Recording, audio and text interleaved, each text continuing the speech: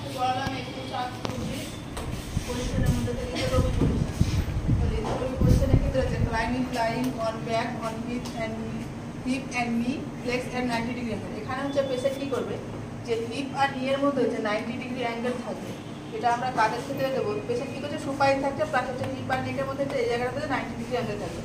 যখন হচ্ছে normal delivery হয়, যে ভ্যাজাইনাল ডেলিভারি হয়, সেক্ষেত্রে এই পজিশনটা দেওয়া হয়, বা হিস্টেরোস্কোপির ক্ষেত্রে বা হিস্টেক্টমি। হিস্টেক্টমিটা হচ্ছে একটা সার্জারি যেটার সাহায্যে কী করা হয়, যে রিমুভার অফ দ্য হচ্ছে যে পুরো হচ্ছে যে ইউটেরাসটাকে রিমুভ করা হয়। দেন হচ্ছে ডাইলেশন আর রিভাকুলেশন ডিই করা হয়, যে পেশেন্টের ক্ষেত্রে হচ্ছে যে ইনফ্যান্ট ডেথ বা পেটের মধ্যে যখন বাচ্চাটা ডেথ হয় সেক্ষেত্রে হচ্ছে যে ডিই করা হয়, ডাইলেশন আর রিভাকুলেশন। বা রেকটাল অ্যান্ড ভ্যাজাইনাল এক্সামিনেশনের ক্ষেত্রে এই পজিশনটা দেওয়া হয়। এটা হচ্ছে যে লিথোট্রপি পজিশনের ক্ষেত্রে গেল।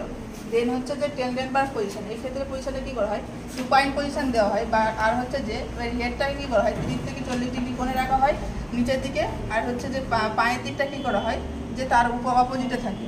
এই ক্ষেত্রে পেশেন্টগুলো হচ্ছে কাদের ক্ষেত্রে দেওয়া হয়, যেমন হচ্ছে হাইপোটেনশন হচ্ছে যে বিপি যখন কমে যাচ্ছে, যাদের বিপি কমে যাচ্ছে তাদের ক্ষেত্রে এই পজিশন দিচ্ছি। বা increase venous return in the varicose vein যারা হচ্ছে দীর্ঘক্ষণ ধরে দাঁড়িয়ে কাজ করে বা ভেনগুলো প্রমিনেন্ট থাকে, সেক্ষেত্রে হচ্ছে এই পজিশনটা দেওয়া হয় ভিনাস রিটার্ন হওয়ার জন্য।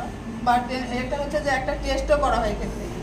দেন হচ্ছে কর্ড প্রোলাস হচ্ছে যে যখন কর্ডটা হচ্ছে প্রোলাস থাকে সেক্ষেত্রে প্লাসেন্টা প্রিপেয়ার, যেন হচ্ছে অ্যান্টিলেটের মাথার ক্ষেত্রে প্লাসেন্টা প্রিপেয়ার থাকলে হচ্ছে যে এই পজিশনটা দেওয়া হয়। কন্ট্রা ইন্ডিকেশন, কখন আমরা এই পজিশনগুলো দেবো না। ফার্স্ট যেটা হচ্ছে ইনক্রিজ আইসিপি থাকলে, ইন্ট্রাক্রেনিয়াল প্রেশার যদি ইনক্রিজ থাকে। যেমন হচ্ছে আইওপি, যেমন চোখের হচ্ছে যখন হচ্ছে আইওপি অকুলার প্রেশার যখন ইনক্রিজ হচ্ছে সেক্ষেত্রে দেবো না। আফটার ক্যাটারাক্ট সার্জারি, চোখের যখন সার্জারি হয় তারপরেও আমরা হচ্ছে সেই পজিশনটা দেবো না হেড ইঞ্জুরি পেশেন্টের ক্ষেত্রে। এগুলো হচ্ছে যে দুটো পজিশন গেলে, এক হচ্ছে লিথোট্রপি, দেন হচ্ছে টেন্ডেনবার্গ পজিশন। তারপরে যেটা আছে সেটা হচ্ছে এরই হচ্ছে একটা পার্ট হচ্ছে রিভার্স টেন্ডেনবার্গ পজিশন, মানে তার অপোজিটটা হবে। ওখানে হচ্ছে যে পেশেন্ট কী ছিল, যে হেডটা নিচের দিকে ছিল, বাট এখানে হচ্ছে হেডটা উপরের দিকে থাকছে।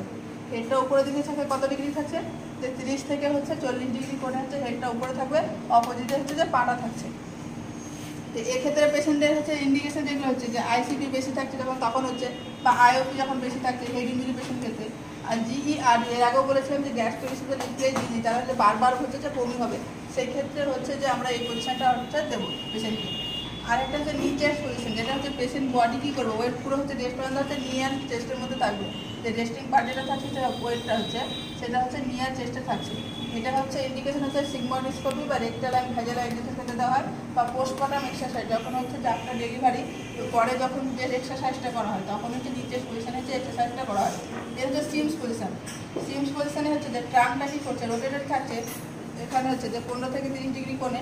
ফরওয়ার্ড ফ্রমটা হচ্ছে ল্যাটারাল পজিশন থাকে, এবং ট্রাঙ্কটা হচ্ছে যে রোটেট থাকছে ফরওয়ার্ডের দিকে, যে 15 থেকে 30 ডিগ্রি। এর ইন্ডিকেশনগুলো হলে এনেমা বা রেক্টাল এক্সামিনেশনের ক্ষেত্রে আমরা হচ্ছে এই পজিশনটা দেবো। আজকে